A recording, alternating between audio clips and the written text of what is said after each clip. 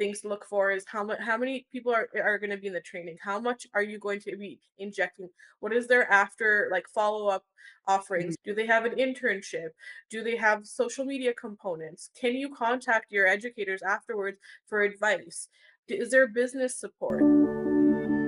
Welcome to this week's episode of Beauty Babble. Today we're talking to Monica Sandhar. She's a master injector and educator with nearly a decade of experience, and she's also the owner of Beauty Lab clinics and training centers in Edmonton and Calgary. Monica, welcome. Thanks so much for joining us today. Why don't you tell us a little bit more about yourself? Sure, yeah. So I've been in aesthetic nursing for like you said about a decade. I started like dabbling into it in 2013. I was new to Calgary, and I also have a background. I always was into cosmetics, so I did makeup and hair all through high school, university. I worked at Shoppers Beauty Boutique in Sephora. I worked for L'Oreal, and so I always just had this interest in artistry, makeup artistry, and skin as well. I did work for some of the drugstore skincare lines like La Roche Posay and Vichy. So I was interested in this beauty world in terms of skin and makeup and Botox and cosmetic injections were such a new thing 10 years ago in our world at least. I mean, it existed in like Hollywood, but you just felt like it was such a far stretch. It wasn't something people talked about here. And when I moved to Calgary, it was just part of being new to the city. You meet new people, there's new conversations, and I was doing makeup on someone and she had amazing skin, and so we started talking about her skincare, and she actually happened to be a manager of a aesthetic practice, which was also like a medi spa was a newer concept as well. And we started chatting, and she started saying talk about Botox, and I was already a nurse.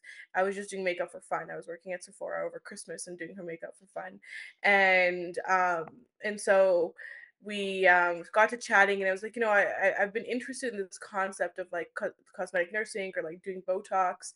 And she gave me her card and was like, well, reach out to me, we are looking to fill a similar position in our clinic to have a nurse that provides cosmetic injections. So that's kind of where my first kind of introduction or conversation around Botox started. And then from that point on, I just started to do a little bit more research about it. It was very hard to find information because nurses doing injections and Botox that was such a new concept to our market back then. So there wasn't a lot of information online, and even contacting like our college, they didn't have a lot of insight on it at that time either. It was quite new, and their regulations weren't very clear yet as to like how to navigate that.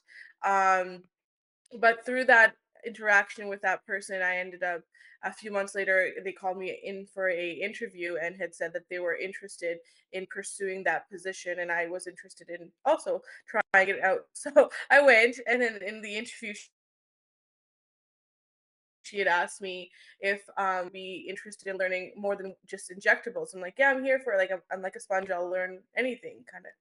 And I had a part-time position at the time in the hospital or in dialysis, and I went to casual so I could take on this other new job, which was it's like a dream for nursing shift workers. It's like Monday to Friday, no evenings, no weekends. So I was like, this is great, and I get to do something that I would really enjoy in terms of cosmetic injections. And I show up to the first day of the job, and I kind of I got a little bit of a setup actually. Um, I was gonna be leading their weight loss program, but it was like the back then when HCG was such a big thing, the HCG weight loss program where people would inject fertility hormone and restrict calories, and they would lose in like I think it was in 3 weeks you can lose 11 pounds or 17, 11 to 17 pounds, and in 6 weeks you can lose 20 to 30 pounds. So basically the person who was running this program at that clinic had it was leaving or had quit, and she had thought of me to come do this job. So I got hired for a job I didn't know I was getting hired for in some capacity. And so I was like, okay, well, I'm here now, so I'm just gonna have to roll with it. And one thing led to another. through that clinic, I started to become more exposed to Botox for medical purposes, because the clinic was medical on one side and aesthetic on the other side, and the physician would constantly be asking for like an extra hand.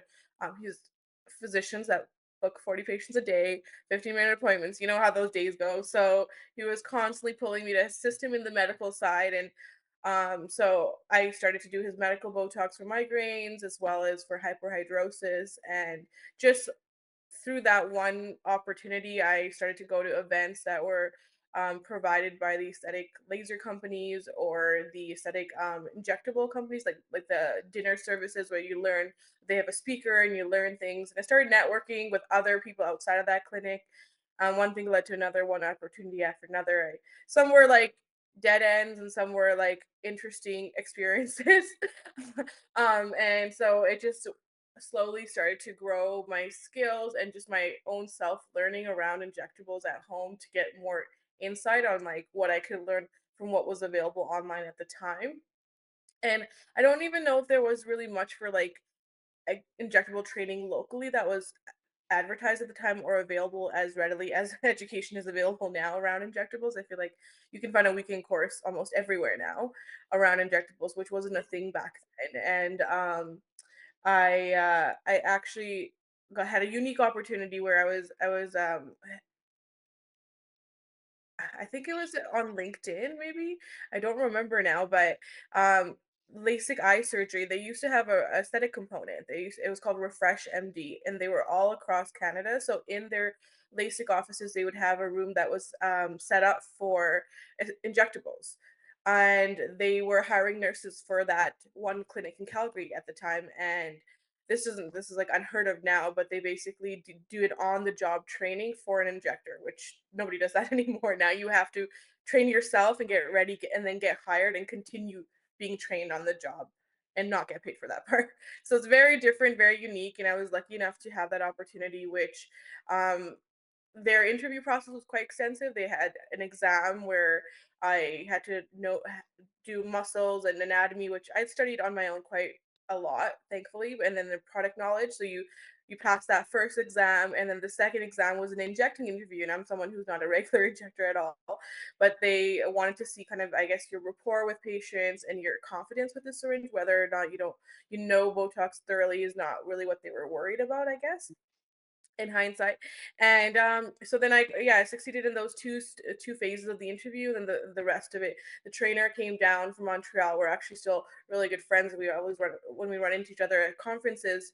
I always call her my injection mom because she Mhm. trained me, and she calls me her injection baby. But she's from Montreal, and she came and they did like, I think it was like a 2-week comprehensive training where they would offer family and friends right to the staff of the LASIK eye surgery department. And then we would it was myself, and there was another injector, actually. He's a colleague of mine here in Calgary. He has his own clinic too now, and he also got hired at the same time, and we both kind of learned at that opportunity. And that's kind of, I feel like, where I got the gist of my initial Mhm. experience. But everything in the last 10 years has been a lot of self-study, self-motivation, a lot of self-investment or investment in other trainings around the world to get more and more experience. Aesthetic medicine is still very new, as one of the specialties, so it's constantly evolving. There's constantly new anatomy findings or new product findings. So we're still adjusting to a newer science.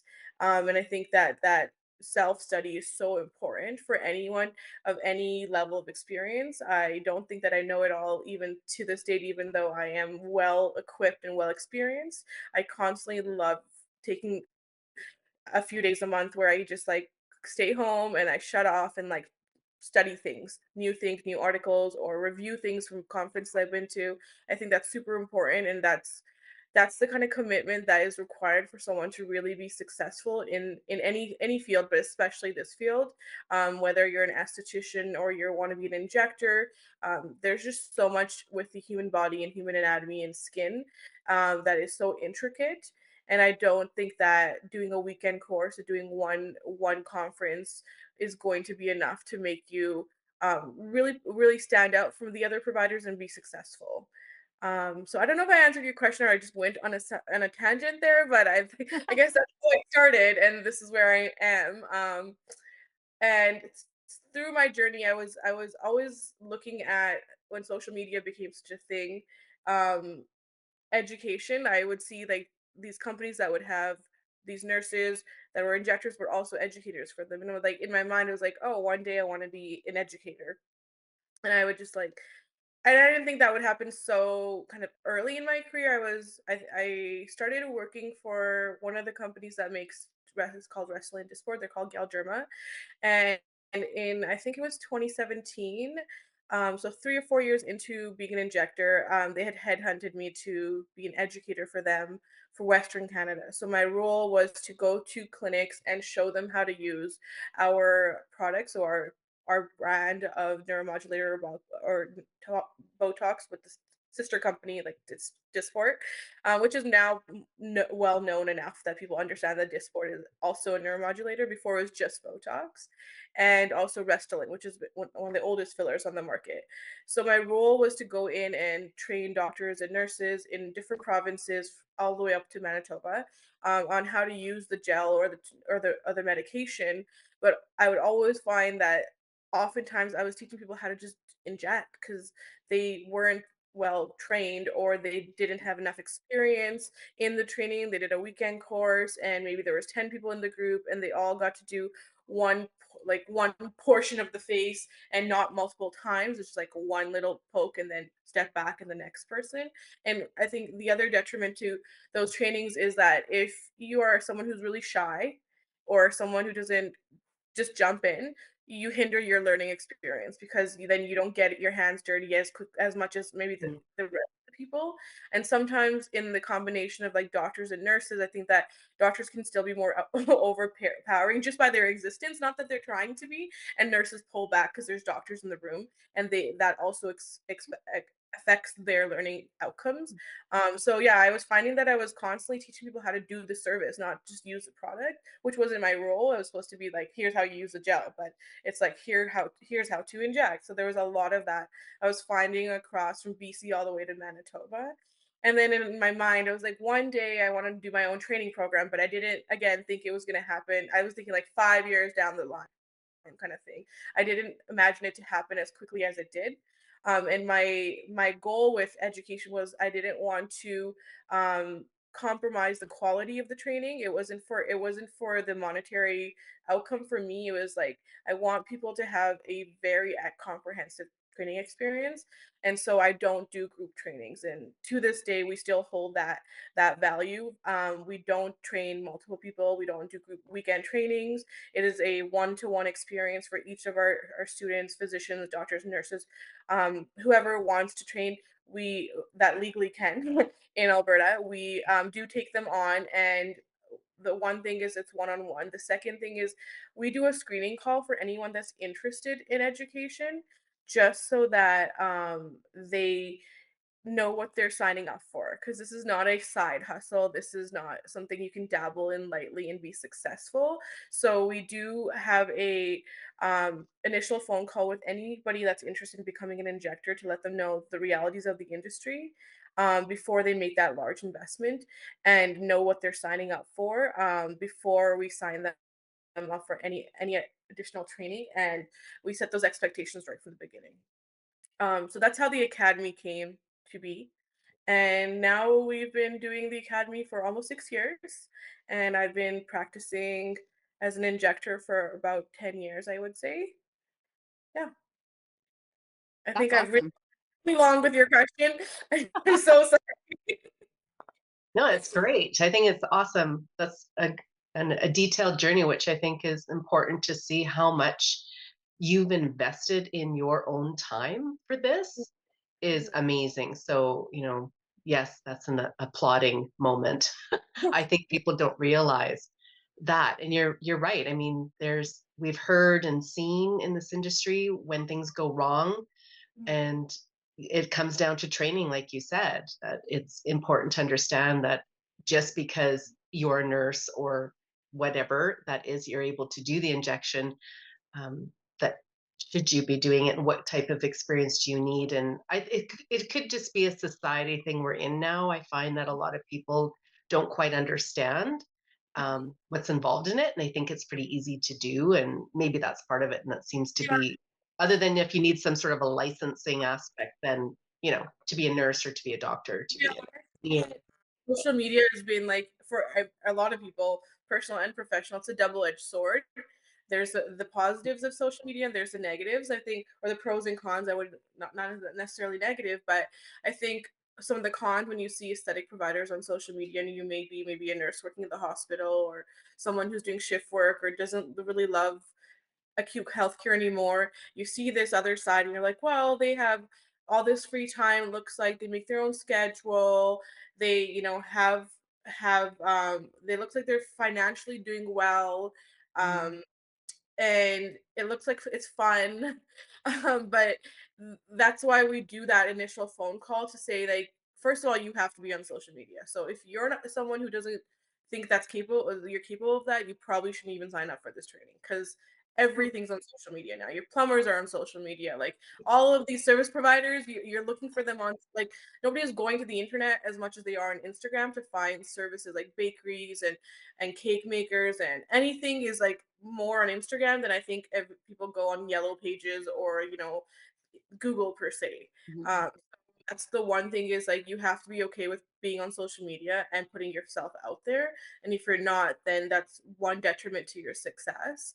The other thing is like it is not what you see. Like everyone always says Instagram is the highlight reel of your life. So Mhm. it's not what you see on social media. There's so much on the back end of it that you have to be okay with investing and putting that in that. You have to have that grit and that experience, that willingness to do all the back end stuff in order to get what you see on the highlight reel. Can you So elaborate on that a little bit, Monica? Can you elaborate? What does that actually mean to if you can give an example maybe or um like simply just having a social media page is one part, but going on it every week, at least a story and a post every week, if not more. That's your commitment. Constantly, I think the algorithm is always working against us in a lot of ways. So like constantly trying to work with the algorithm. So you're trying to like put out content that isn't with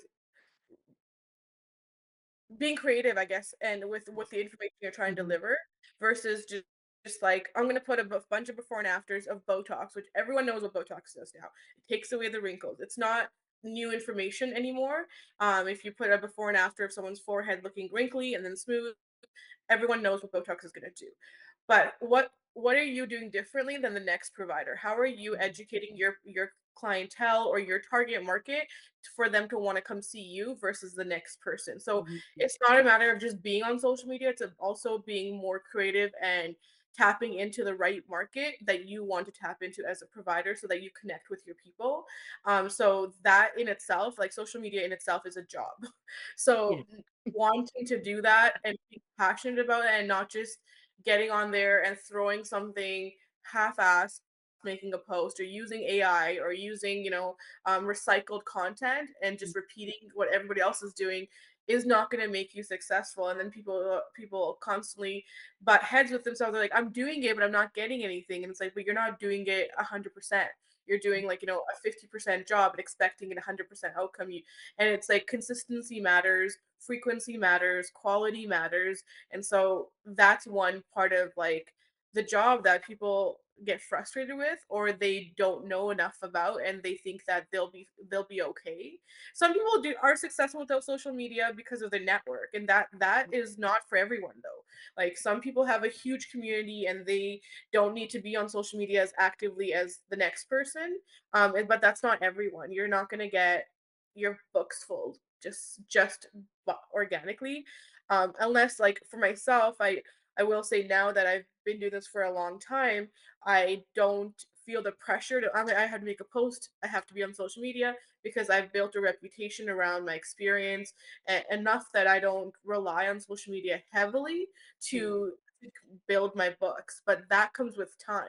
So that any new provider, whether you're an esthetician, hairstylist, any service provider has to know that they need to put that upfront commitment. you almost have to, if like, I would advise someone who's considering any of these service provider types of careers to plan to have an X amount of hours a week that's dedicated to your social media and to your brand, and like be passionate and excited about it. Don't just think of it as a chore, because then you're not going to enjoy it. You're going to produce not great quality posts or content, and you're not going to get great quality results. So that's one thing I think. And the other thing is like online education. Like, it's not going to be one weekend course, it's not going to be one webinar, it's going to be constant learning, and you have to commit financially and time wise, and also like enjoy the learning process.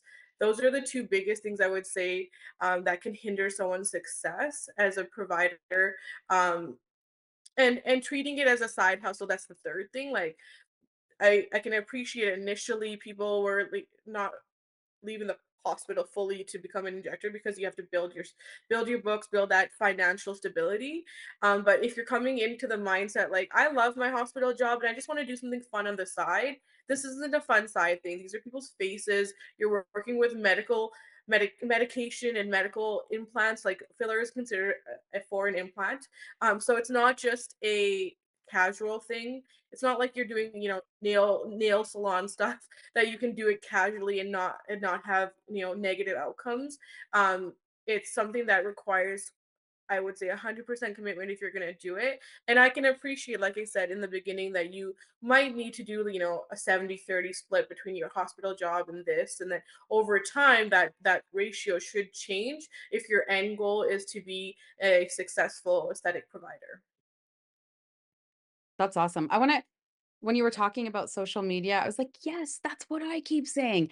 Do you at this point, and I 100% agree with you, like, and I think it's interesting that that is part of your screening for um, people who are considering taking the course, because it is really important. And we've encountered a lot of times estheticians or different beauty pros that really just see social media as kind of like the side thing, or they put up a post and like you said, why isn't it getting engagement? Well, because it's not engaging enough.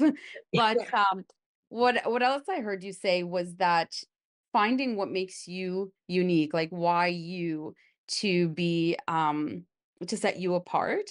Can can you tell us like about your own journey with social media? Like, did you start doing your own and now have somebody else that does it, or what does that look like for you now, and how has it evolved? So when I first started, like, I was Instagram was like, business Instagram started like to blow up, kind of like, I guess, luckily around the same time I was becoming an injector, so that was really nice for me in that way, that I was like also growing with Instagram as a provider. And like, it was still very new, this concept of like business and like selling yourself on online. But I like, and it's funny, my manager always tells our staff and even like students, like, because she when she took over like our clinic page, she's like, there's still memories that come up from years ago where it's just me on the phone just talking about, hey guys, I'm gonna microneedle myself, like, watch me do this, and like talk about all the benefits. And like, constantly my face was on screen. And you just have to get out there. Like, I know there's like, I'm not a big extrovert, contrary to what a lot of people believe, but I actually am an introvert. But I on social media, you almost have to like fake it till you make it and just show up, because people want to see you, not like a stock image of microneedling and then a long essay about microneedling. They can just Google it. They can read it online if they really want to read things. They want to connect with the type of person you are. They want to connect with like how your energy might feel to them. Are you super nerdy or super medical, and that might scare them away? Do you come across as you know what you're saying or you know what you're doing? Can you take care of them if there was a negative outcome? They want to feel reassured by how you show up. And I think that like in the beginning, I did a lot of that. And there was no rules with social media back then. There was no algorithms and no like reels and all these like Canva wasn't a thing back then. Like, everything was just like, you just made it and you ran with it. It didn't have to be pretty. So I can appreciate where the people have this like apprehension to get online because they're like, oh, what if my reel isn't clean enough, or what if my branding isn't like perfect enough to like match whatever everyone else is doing out there. But that just comes with time. And over time I've evolved. I've learned how to make proper content, whether it's myself or my social media person doing it for me. I mean, I will say like a lot of my feed is more curated because she does most of that. I still go on my stories because I still want to connect with my people. Mm. So I don't want to lose that. There was a bit of period of time where I was so busy between like the clinics and education that I wasn't online as much like personally, and so I fell off in terms of like coming on my stories and talking as much as I used to. I still did, and now I have more space. I have the way like we've kind of settled our business and organized kind of the units. We now have I have space to be online more, be more present. And I can't say I love being online. It's not like I love it, but I do it, and I do get really good feedback. I randomly did like a get ready with me skincare thing when I was on the road training in Winnipeg a couple months ago, and there was all these people that were like, so informational. I was talking about like skincare and products and ingredients or something, and I was like, I should probably do that more often. And sometimes you just like get in a rut and life happens. You fall off, but you just got to pick it back up versus like being hard on yourself. Like I need to have it perfect. I didn't do it for 3 months. People probably forgot about me. You just got to get out there. I think that's the biggest thing is we get in our own way a lot of the time Mhm, by comparing to mhm. other people, like, oh, skin person or that injector has such perfect reels, or her information is so well curated. All of that stuff is just you're just getting in your own way. You're going to connect with your people, and your people are always going to find you. Yeah. It's not, I mean, I don't think there's such thing as competition. I think that you will find your people and your people will find you, in terms of your clientele, in terms of your students, your colleagues, what you're seeking online, if you show up authentically. That's the biggest thing is when you try to so hard to be something you're not, that also shows up online very easily too. So I think that for me, it's just like I just did it because there was like I said, there was no rules, there's no comparison, there was no templates back then, and then that was a blessing in disguise probably compared to what it is now, where there's all this pressure almost to have like the perfect feed and the perfect content Mhm. and say all the right things. I also think that social media has grown so much, and there's the negatives of it where like there's a lot of maybe like comparison where or like a lot of people might judge or have their own opinions of someone who's like if I was saying my view on, let's say, an injectable service, and there's going to be 10 people that probably don't agree with me, and some people will be more open about their opinions, and then that can be a detriment to someone wanting to show up on social media as well. Mhm. So I think like the reality is we all have our own style of injecting or being a skin provider or whatever we're doing. We all have hopefully are practicing ethically and safely. So your patients are not going to be the same patients as the next injector, and that's totally okay. We're not here to take from each other. It's like there's a lot of room for everyone to grow if you genuinely and authentically want to grow, and you do put in all the work like in the back end, like I've said, the social media, the ongoing studying, just the true passion for it. I love that you said there's room for everyone. I do have a question for you because there's a lot of people coming into the industry as a service provider at all different levels. Some are aspiring to have their own medical spa one day, but they're not medically trained. They're not a nurse, right? They're not a doctor. They're an esthetician who's taking their courses and trying to get to that level. They know they need to have someone like yourself hired Mhm. in or contracted in.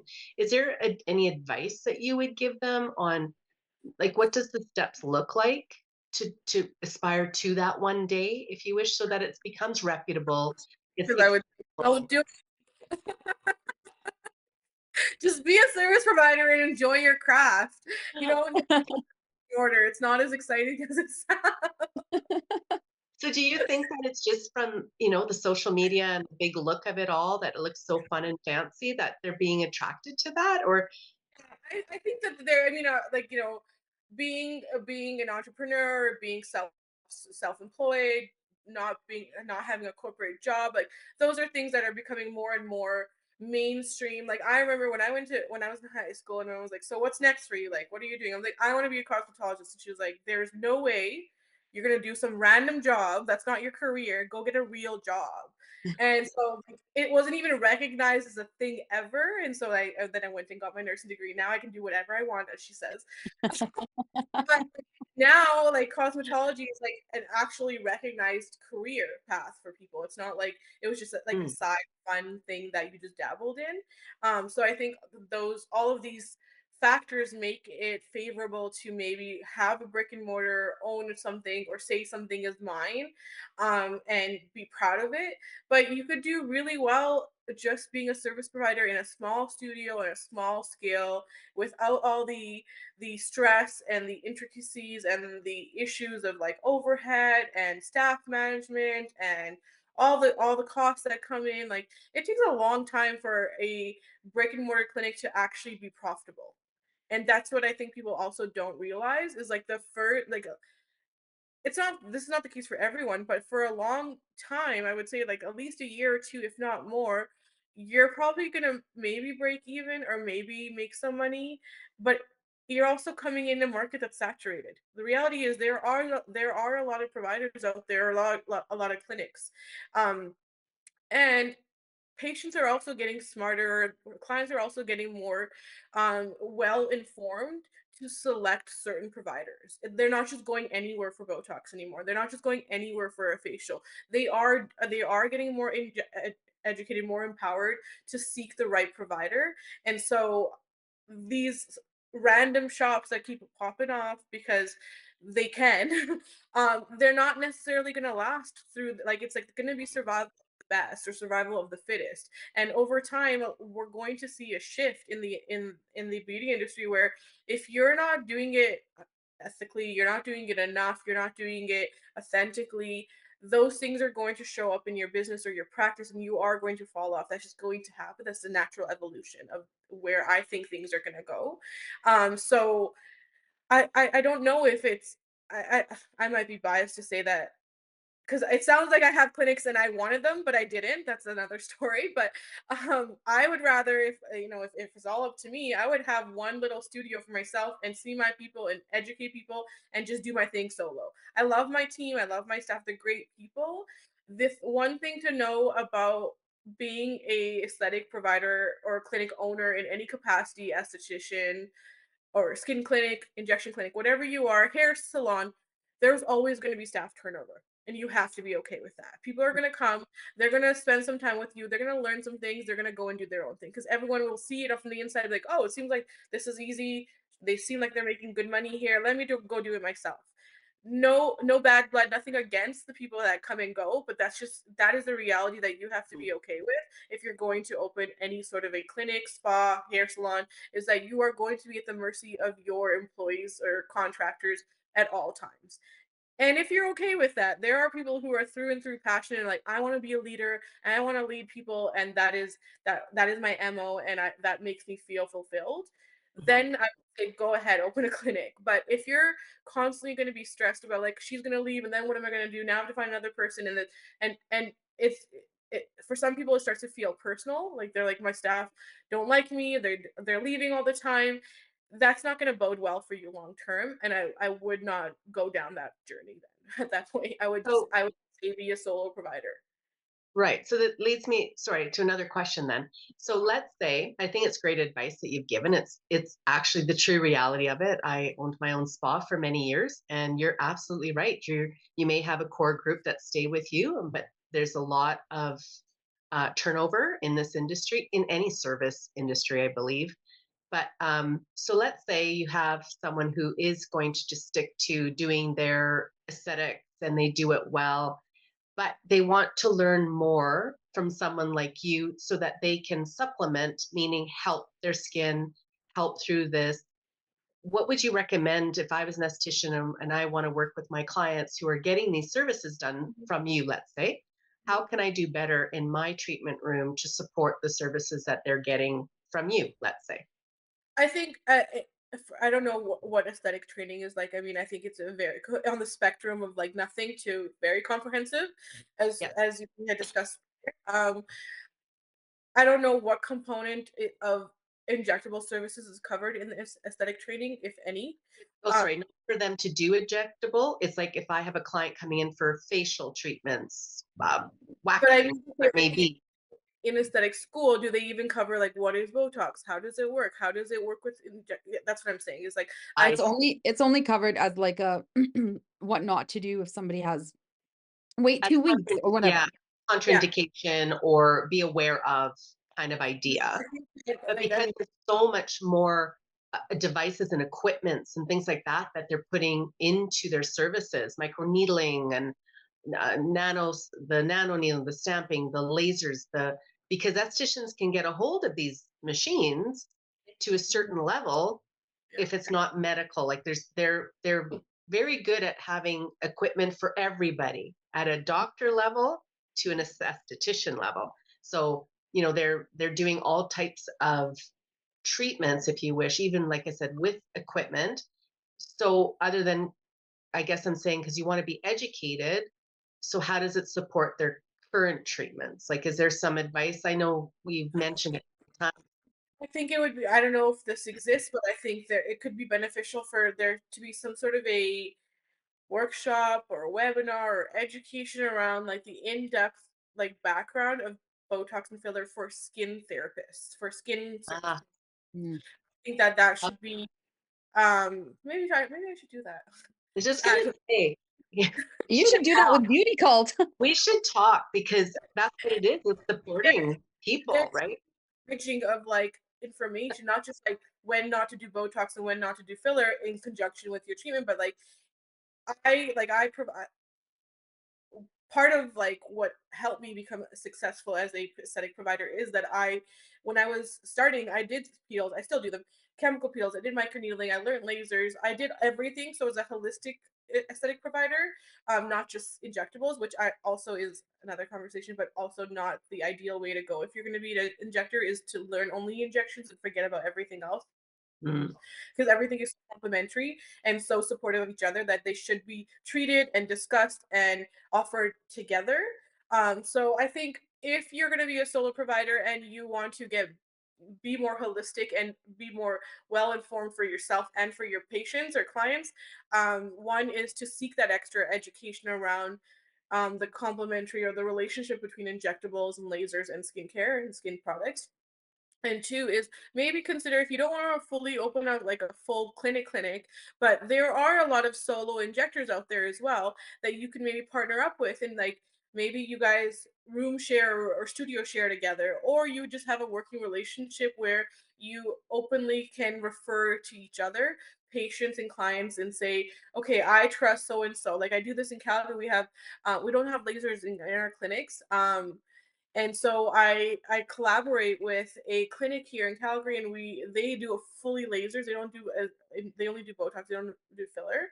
And so we have like a co-creation opportunity there where I will send them clients for like RF microneedling or like IPL or any kind of laser that I think would be beneficial to my patient. And with that, again, there's a underlying program where they get certain savings as a result of being a Beauty Lab client. Um, and so that's something that I think I would advise someone who's a skin therapist to consider looking for more education. Maybe we'll do this together with Beauty Babble, um, and or Beauty Cult, and or also partnering up with like maybe you have an injector that you go to and you really love them, and so work with them. Say, hey, do you want to co-create and collaborate, and let's take our patients' results to the next level. That would be probably my advice to really get your patients the best outcomes. that's great advice. I think that's something that we've tried many times in our conversation, especially through Beauty Babble, is how do you work with everyone and together? And like you said, there's room for everyone. But again, Right. finding the right Fit. establishment that kind of meets the same, journey that you're thinking or what your business mindset is, or your the whole thing. I love that. It's been amazing conversation today. I love it. Absolutely love it. Do you have anything else, Doreen, that you want to share or ask? Um, was that a 2-minute warning that you were giving? Yeah, Or just peace sign? Okay. No, I mean, I didn't I see guess my watch. Sorry, I didn't have it high enough. no, the one thing I guess, and yeah, I'm gonna go back to the social media thing. Do you provide training for people in your program when Yeah, so they that's take the it? component of our training is they do get with my social media manager, they get a um I think it's one two 45-minute Zoom calls, which help them lay their groundwork. Like this is the apps you should be getting, like you should be on Canva, you should get Pixar for your before and afters. This is kind of like a template you can follow to create a bio. So we do try to set them up for success in that way, but like social media, as you guys know and everyone knows now, is social media is a job in itself.